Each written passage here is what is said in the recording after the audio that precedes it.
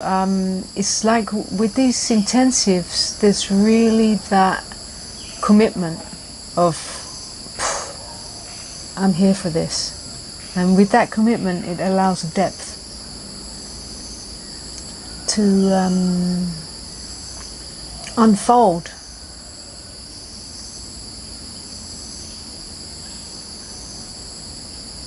And somehow it gives me as a facilitator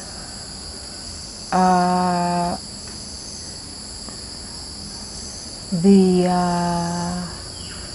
yes to really move with you deeply, you know, as the same one, you know, a group of beings that come together to really meet as the same one and see what is, you know, because collectively, even in this room right now, we're all facing the same thing. We're all being called all the time.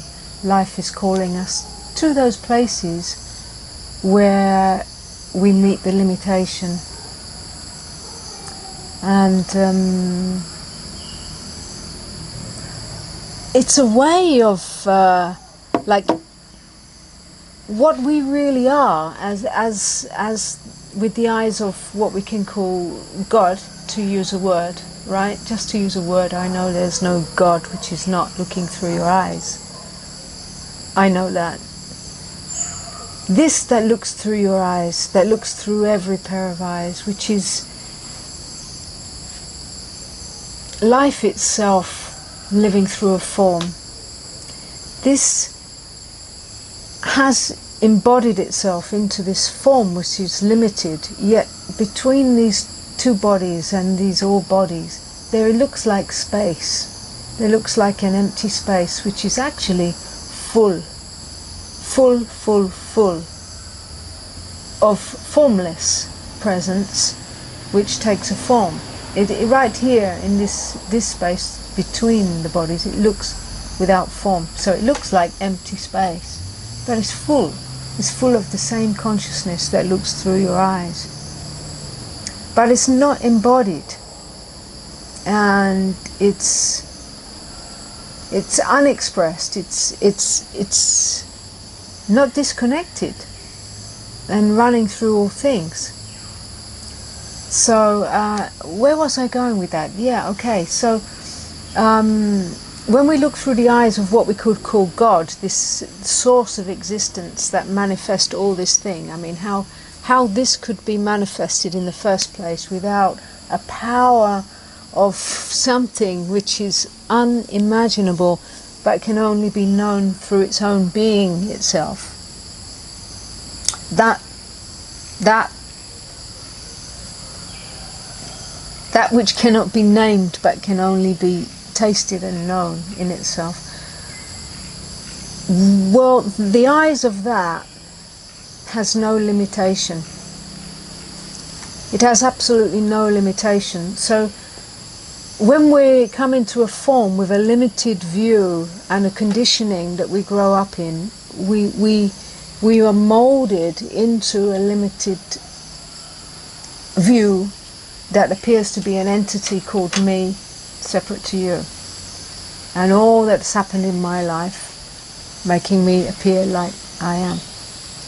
So the difference between this limited view and the view of the one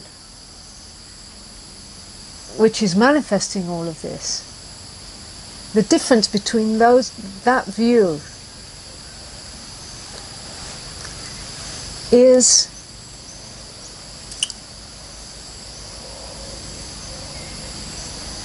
I mean, just see for yourself the difference.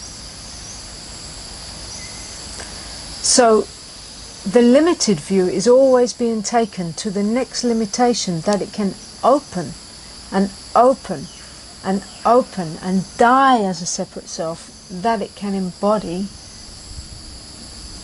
its creator. So as Mani was expressing so beautifully that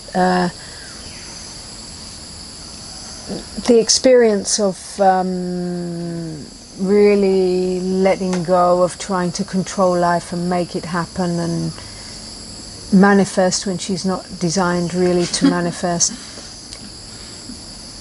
But she's sitting back and being and watching those movements.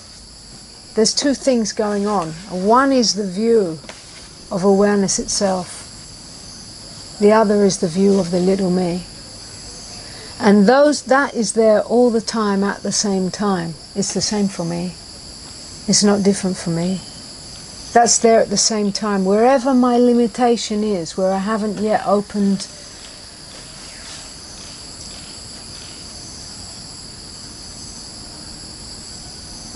in this physical body to the greater view, it's always being opened. So the circumstances of my life are always calling me to those places, to manifest a situation that calls me to open more, to die more, to give up more, to embody